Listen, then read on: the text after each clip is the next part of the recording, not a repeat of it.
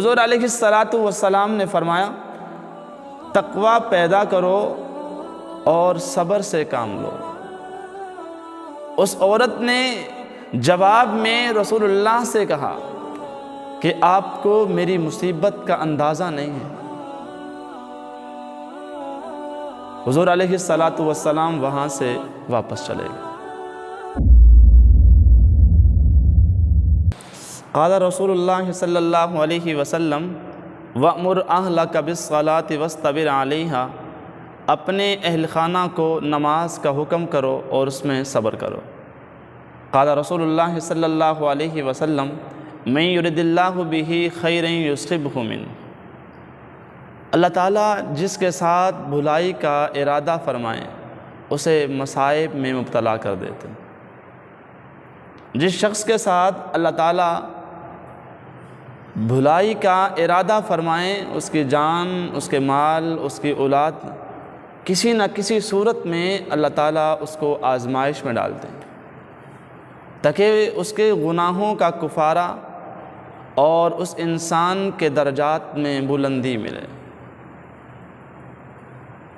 صبر کا معنی ہے مضبوطی دکھانا، گھبراہٹ پریشانی کا اظہار نہ کرنا، سکون اور اطمینان کا انتظار کرنا۔ حضرت علی رضی اللہ تعالیٰ عنہ سے سوال کیا گیا کہ صبر کیا چیز ہے؟ تو حضرت علی رضی اللہ تعالیٰ عنہ فرماتے ہیں کہ صبر ایسی سواری ہے جو کبھی اوندے منہ نہیں گرتے۔ یا بنی اقم الصلاۃ وَأْمُرْ بِالْمَعْرُوفِ وَانْهَ عَنِ الْمُنْكَرِ وَاصْبِرْ عَلَىٰ مَا أَصَابَكَ إِنَّ ذَلِكَ مِنْ عَزْمِ الْأُمُورِ۔ قرآن کریم میں حضرت لقمان علیہ الصلاۃ والسلام نے اپنے بیٹے کو کچھ نصیحتیں فرمائیں۔ اس میں پہلی نصیحت یہ تھی کہ اے بیٹا نماز قائم کرنا۔ دوسری نصیحت یہ کہ اے بیٹا نیکی کی دعوت دینا، برائی سے منع کرنا، اور آخر میں فرمایا کہ اگر اللہ کی طرف سے کوئی تنگی آ جائے، اللہ کی طرف سے کوئی مصیبت آ جائے، اللہ کی طرف سے کوئی پریشانی آ جائے تو اس کو برداشت کرنا، اس میں صبر کرنا، کیونکہ صبر ہی وہ چیز ہے جو دنیا اور آخرت میں اجر عطا کرتی ہے۔ دنیا اور آخرت میں بھلائی کا نام ہی صبر ہے۔ امام قرطبی رحمۃ اللہ علیہ فرماتے ہیں کہ بہترین وہ لوگ ہیں جنہیں کوئی تکلیف، جنہیں کوئی آزمائش کا سامنا کرنا پڑے تو وہ اس میں صبر کرے، اور اگر کسی کام سے عاجز آ جائیں تو اس پر توکل کرے۔ تو بھئی صبر کی بڑی اہمیت، صبر پر بڑا اجر ہے، صبر کا بہت مقام ہے۔ صبر ایسی چیز کا نام ہے کہ بڑی سی بڑی چٹان بھی سامنے آ جائے تو یہ صبر وہاں سے بھی راستہ بنا لیتی۔ فرمان خداوندی ہے واللہ یحب الصابرین، اللہ صبر کرنے والوں کے ساتھ محبت کرتے ہیں۔ یہ انسان کا کم اعزاز نہیں ہے،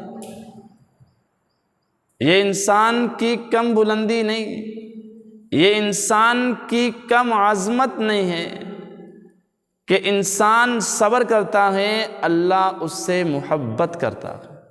اس لیے صبر کرنا چاہیے تاکہ اللہ کی محبت، اللہ کا قرب حاصل ہو۔ آگے فرمایا ان اللہ مع الصابرین، صبر کرنے والوں کے ساتھ اللہ ہے۔ جس کے ساتھ اللہ ہو اس کو کون سی پریشانی آئے گی؟ اس لیے بھی صبر سے ہمیں کام لینا چاہیے۔ حضرت انس بن مالک رضی اللہ تعالی عنہ سے مروی ہے، وہ کہتے ہیں کہ رسول اللہ صلی اللہ علیہ وسلم ایک عورت کے پاس آئے تو وہ عورت اپنے بچے کی وفات پر رو رہی تھی۔ تو حضور علیہ الصلاۃ والسلام نے فرمایا تقوی پیدا کرو اور صبر سے کام لو۔ اس عورت نے جواب میں رسول اللہ سے کہا کہ آپ کو میری مصیبت کا اندازہ نہیں ہے۔ حضور علیہ الصلاۃ والسلام وہاں سے واپس چلے گئے۔ بعد میں کسی نے اس خاتون کو بتایا، آپ نے جس کو جواب دیا تھا وہ تو اللہ کے نبی تھے، آپ نے جس کو جواب دیا تھا وہ محمد الرسول اللہ تھے۔ یہ عورت وہاں سے چلی، حضور کے گھر پہنچی اور حضور سے عرض کیا، یا رسول اللہ میں نے آپ کو پہچانا نہیں تھا۔ تو حضور علیہ الصلاۃ والسلام نے فرمایا، صبر تو وہ ہے جو صدمے کے آغاز میں ہو، صبر تو وہ ہے جب مصیبت آئے تو اس کی ابتدا میں ہو۔ حضرت سعد بن ابی وقاص رضی اللہ تعالی عنہ سے مروی ہے، یہ کہتے ہیں کہ میں نے رسول اللہ صلی اللہ علیہ وسلم سے سوال کیا کہ یا رسول اللہ، کن لوگوں پر سب سے زیادہ آزمائش آتی ہے، کن لوگوں پر سب سے زیادہ مصیبت آتی ہے، کن لوگوں پر سب سے زیادہ تنگی آتی ہے؟ تو حضور علیہ الصلاۃ والسلام نے فرمایا، سب سے پہلے انبیاء پر، پھر انسان میں جتنا تقویٰ ہے اس تقوی کے بنا پر درجہ بدرجہ انسان کو تکلیف پہنچتی، جتنا اس کا دین مضبوط ہوگا اتنی ہی سخت تکلیفیں اس کو پہنچیں گی، جتنا اس کا دین کمزور ہوگا اتنی ہی تکلیفیں کمزور ہوں گی، یہاں تک کہ وہ زمین پہ چلتے ہوں گے ان کے گناہ نہیں ہوں۔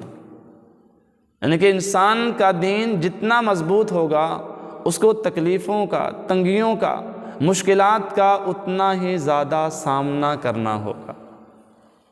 حضرت عبداللہ ابن عباس رضی اللہ تعالی عنہ سے مروی ہے، وہ فرماتے ہیں کہ میں رسول اللہ صلی اللہ علیہ وسلم کے ساتھ سواری پر سوار تھا حضور کے پیچھے، تو حضور علیہ الصلاۃ والسلام نے فرمایا، اے بچے، یا فرمایا اے پیارے بچے، میں آپ کو چند ایسے کلمات نہ بتا دوں جس کی وجہ سے اللہ تمہیں فائدہ پہنچائے؟ انہوں نے کہا یا رسول اللہ ضرور بتائیں۔ تو حضور علیہ الصلاۃ والسلام نے فرمایا کہ اللہ کو ہمیشہ یاد رکھو، تو اسے اپنے سامنے پائے گا۔ اللہ کو خوشحالی میں یاد رکھ، وہ خالق تجھے تنگی میں بھی یاد رکھے گا۔ جب بھی کچھ بھی مانگنا ہے، کسی چیز کی بھی حاجت ہے تو آپ اللہ کے سامنے حاضر۔ یہ ساری کائنات، ساری دنیا آپ کو تکلیف پہنچانا چاہے، اگر خالق تکلیف نہیں پہنچانا چاہتے تو آپ کو تکلیف نہیں پہنچے گی۔ اور یہ ساری دنیا، کائنات میں ہر انسان آپ کو خوشی پہنچانا چاہے اور اللہ آپ کو خوشی نہ پہنچانا چاہیں تو آپ خوشی نہیں دیکھ سکتے۔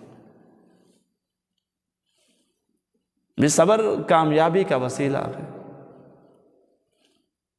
ہر مصیبت کے بعد راحت آتی ہے، تو صبر کی بہت بڑی اہمیت ہے۔ اللہ کریم صبر کرنے والے سے محبت کرتے ہیں، اللہ کریم صبر کرنے والے کے ساتھ ہوتے ہیں۔ یہ دنیا کی زندگی ہے، اس کے اندر اونچ نیچ آتی ہے، انسان پر عروج بھی آتا ہے، زوال بھی آتا ہے، تو یہ عروج بھی اللہ کی طرف سے ہے، یہ زوال بھی اللہ کی طرف سے ہے، اس پر ہمیں صبر سے کام لینا چاہیے۔ جیسا کہ آج کل روزے ہیں، اللہ واللہ یحب الصابرین، اللہ صبر کرنے والے سے محبت کرتا ہے۔ جیسا کہ روزے ہیں اور رمضان مبارک کے روزوں میں بھی انسان روزہ رکھتا ہے، کس کے لیے؟ اللہ کی رضا کے لیے۔ انسان روزہ رکھتا ہے کس کو خوش کرنے کے لیے؟ اللہ کو خوش کرنے کے لیے۔ پھر روزہ رکھتا ہے، روزے میں پیاس بھی اس کو لگتی ہے، روزے میں بھوک بھی اس کو لگتی ہے، لیکن یہ پانی بھی نہیں پیتا، یہ کھانا بھی نہیں کھاتا۔ گھر میں اکیلا بھی ہو، فریزر میں اللہ نے بے شمار نعمتیں رکھی ہوئی ہیں، لیکن دیکھتا تک نہیں ہے۔ کھانا جائز ہے، حلال چیز ہے، کھا سکتا ہے، لیکن کھاتا نہیں، کیوں؟ اس کا خالق ناراض ہو جائے گا۔ اس لیے رمضان میں بھی صبر سے جو آپ کام لیتے ہیں، افطاری کے وقت بھی بے شمار نعمتیں آپ کے سامنے موجود ہوتی ہیں، لیکن آپ کا ہاتھ اس کی طرف اٹھتا نہیں، کیوں؟ آپ صبر سے کام لے رہے ہیں، اس میں اللہ کی محبت حاصل ہے۔ اللہ کریم مجھے اور آپ سے صبر، تنگی میں صبر کرنے والا بنائے، مصیبت میں صبر کرنے والا بنائے، مشکلات میں صبر کرنے والا بنائے۔ وما علینا